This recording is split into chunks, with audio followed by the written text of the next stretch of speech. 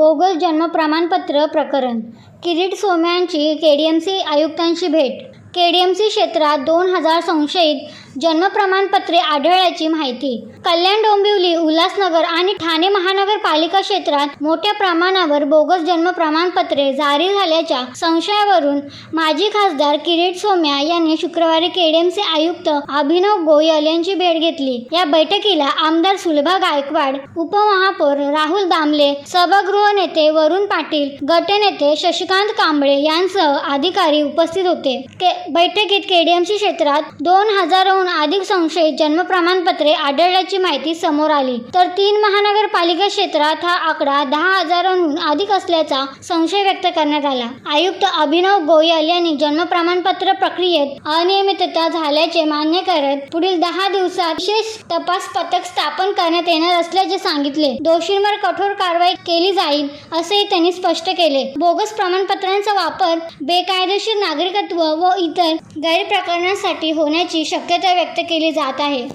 त्यांनी ज्या प्राथमिक आकडे आम्हाला दिले त्याप्रमाणे कल्याण डोंबिवलीत त्यांनी पहिल्या राऊंड मध्ये संशयित अशी 2000 नावं त्यांच्या समोर आलेली आहे. आयुक्तांनी स्वतः या विषयात चौकशी करण्यासाठी एक स्पेशल इन्व्हेस्टिगेशन टीम म्हणजे महापालिकेची SIT गठीत करण्याचे आज निर्णय घेतलाय. आमच्या सोबत आमचे सगळे नेते होते. हे स्वतः हे लोक पण लक्ष देणार आहेत.